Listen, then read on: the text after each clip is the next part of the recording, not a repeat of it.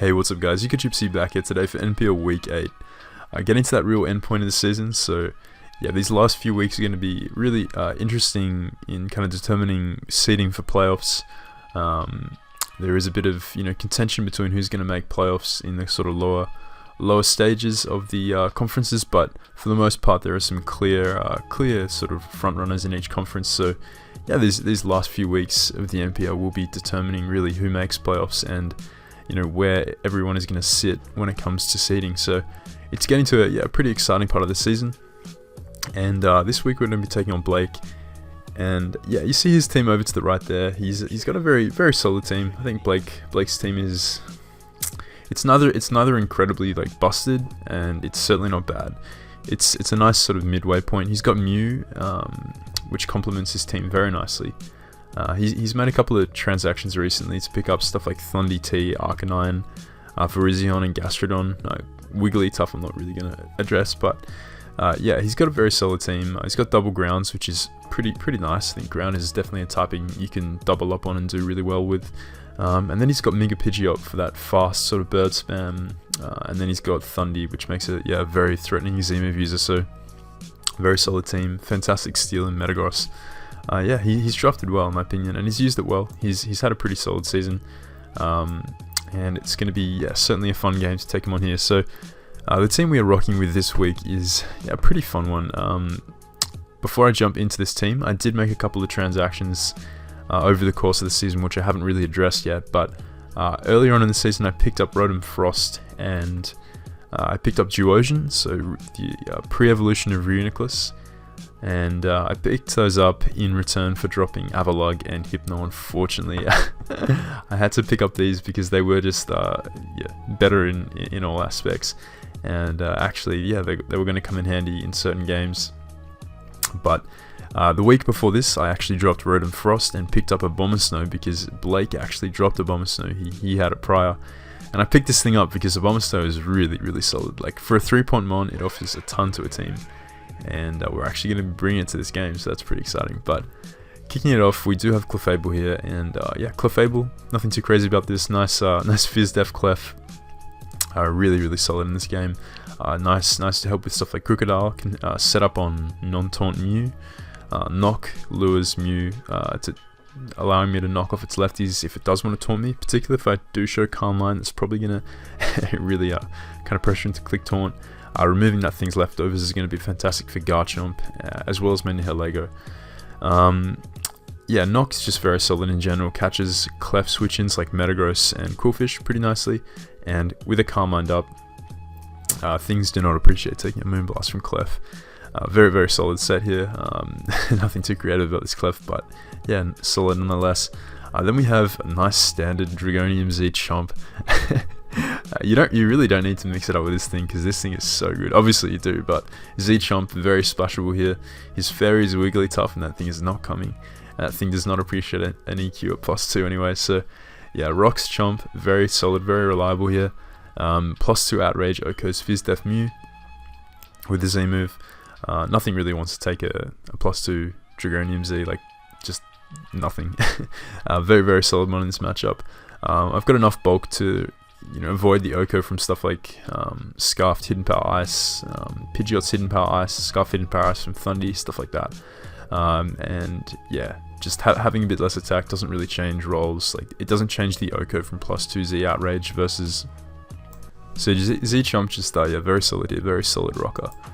Then we have Foul Play Mandy, classic, nice Rocky Helmet Mandy.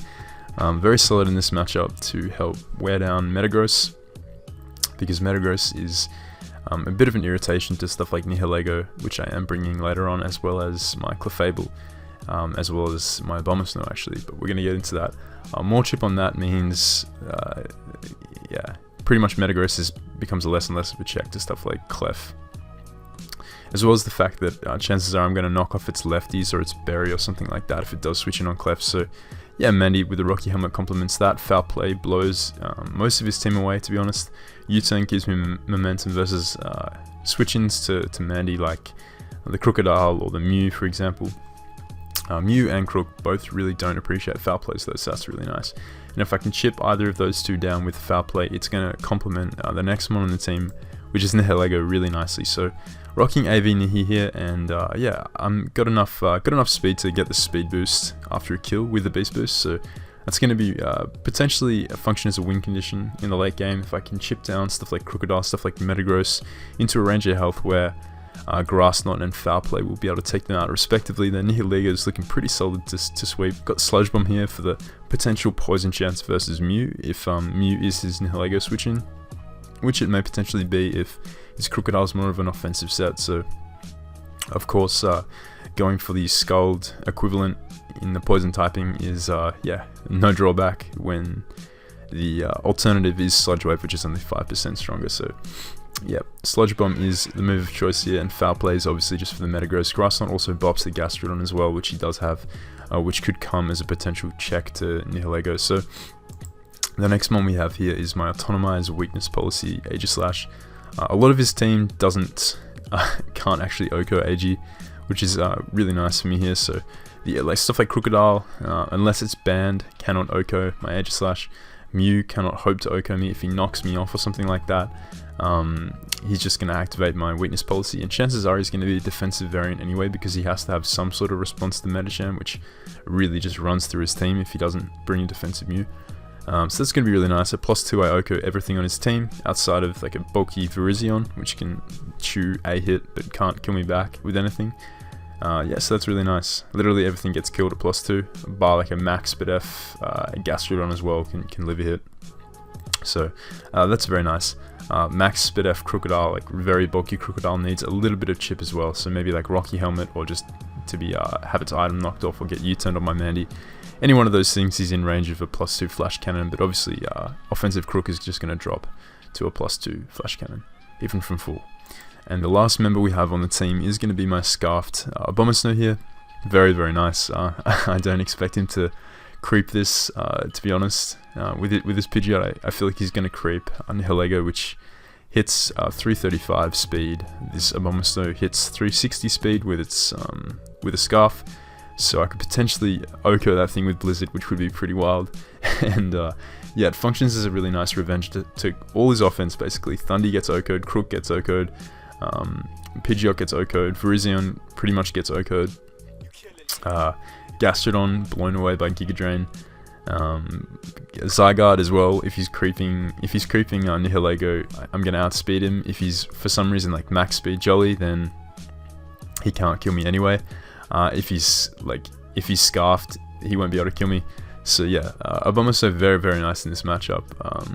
Blizzard plus Hail Chip on Metagross is really appreciated as well, as I mentioned, for Nihilego and the Clefable. So some really nice synergy between my offense here. Very happy with this team. Gonna pause it here and jump into the game and see how it went.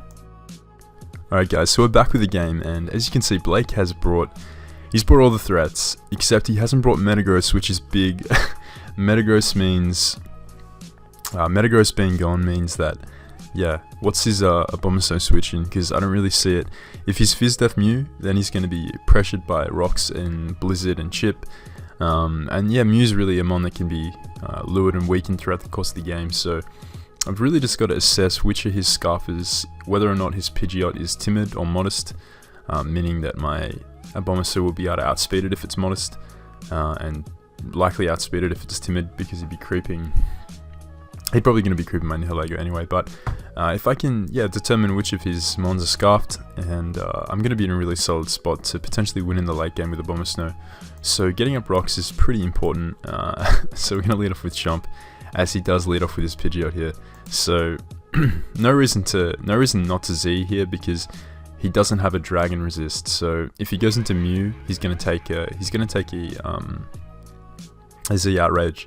I'll be able to follow that up by getting my rocks up and live an Ice Beam from the Mew, and 2-KO with EQ after that, or just SD up. So he is going to stay in here and just click Hurricane.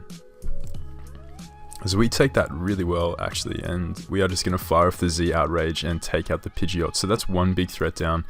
The reason that I did run AV on Nihilego was to help me with checking Pidgeot as well as this Thundurus. So that's one big threat down. He is going to bring in Thundurus here, which naturally underspeeds Garchomp, implying he's either bluffing Scarf or he is Scarf. So no point risking that here. Garchomp's really nice in this matchup, continuing on. So I am just going to go out into my Nihilego here, as he does click the Hidden Power Ice. So potential bluff by Blake, or he is scarfed, or he just knew that because I'd blown my Z move, I wasn't capable of killing Thunderous in one hit, so he was willing to make a trade there for damage on Thundy in return for my chomp.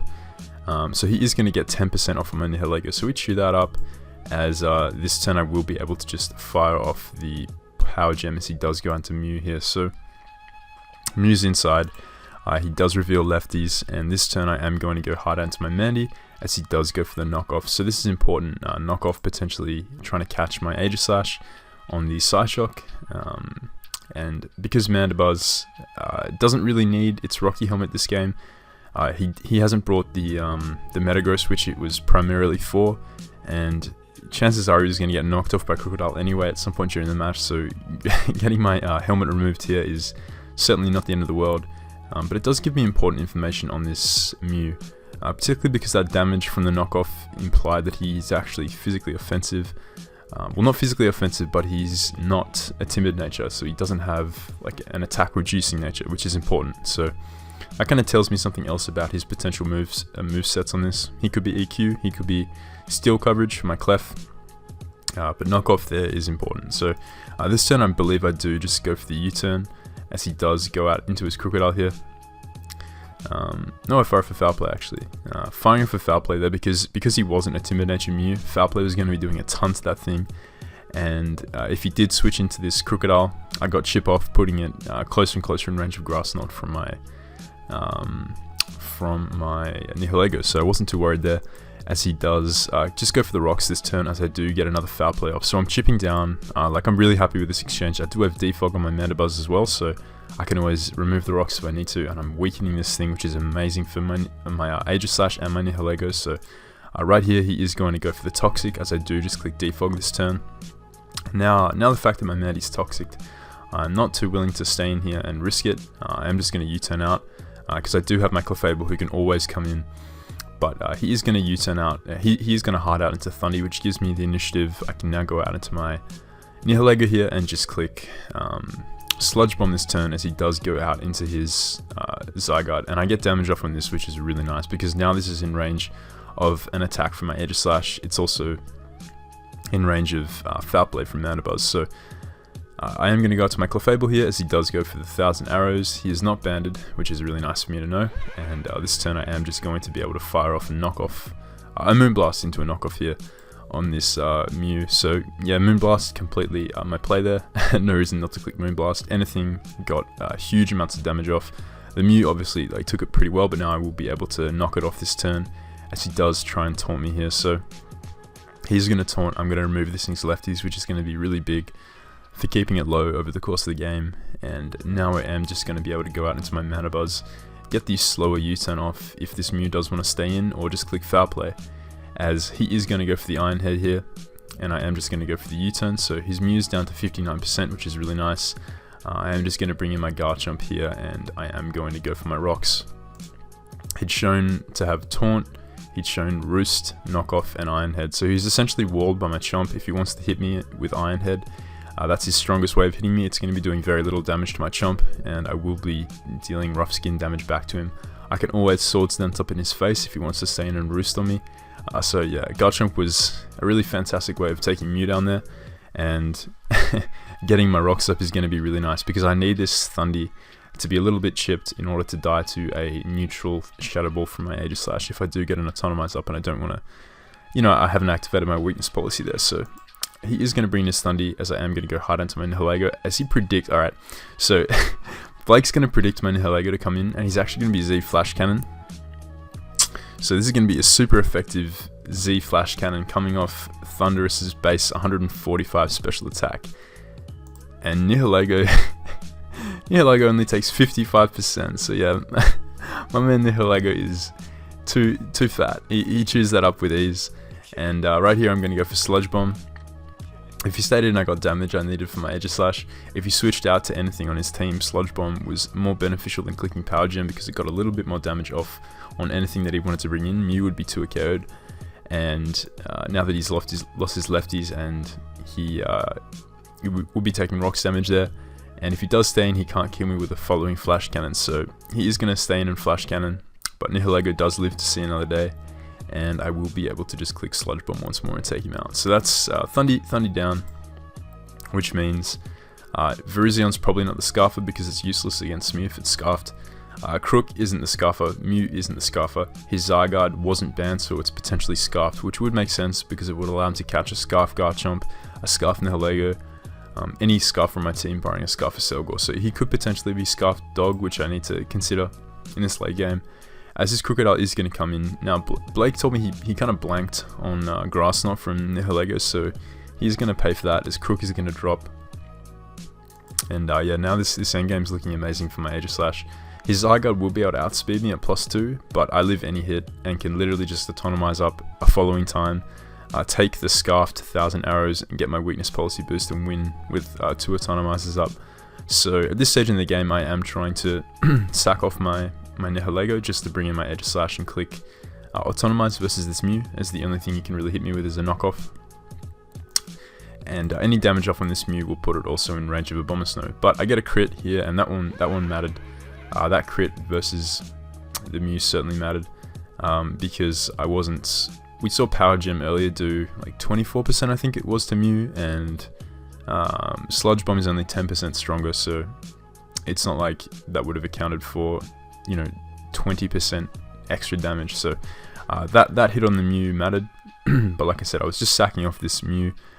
This Nihilego to the Mew so I could bring in Aegislash to autonomize up, or bring in a Abomasnow to just click Scarfed Blizzard and win the game. But yeah, Nihilego is going to get the kill there, as I am going to outspeed this Virizion even if he is Scarfed, and be able to get a big Sludge Bomb off, doing 57, getting a Poison again, as he is going to take me out with Energy Ball. So this is a special Virizion.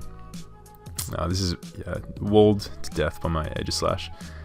But I am going to finish off this game with Abomasnow because, why not?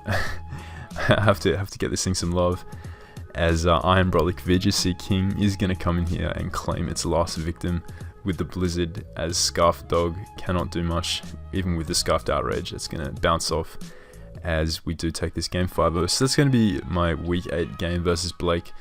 I think Blake played it well. I think it was just a bit of a tricky situation for him once I took out his Pidgeot turn 1. And yeah, his Mew was just heavily pressured after it got its lefties knocked off. It was no longer as bulky as it needed to be, and he really didn't have a lot for my my Nihilego after I weakened down his Crocodile with my Mana Buzz's Foul Plays. So yeah, really happy with the way I played this game. Happy that Abomasnow was able to get a few kills. I think this mon is going to be a lot of fun to use in the coming weeks if I do bring it, and potentially in playoffs, so look out for that. But that's going to be my Week 8 game. If you guys did enjoy it, drop a like, and let me know in the comments what you guys thought of the match. Make sure you go check out Blake's side, or his link is going to be in the description, as all the coaches are each week. So yeah, go and check out his side of the match, see his perspective. He's definitely a nice, friendly guy, and he's definitely a solid player. So you'll gain a lot from going and watching him. So that's going to be it for me. I hope you guys did enjoy, and I'll catch you guys next time.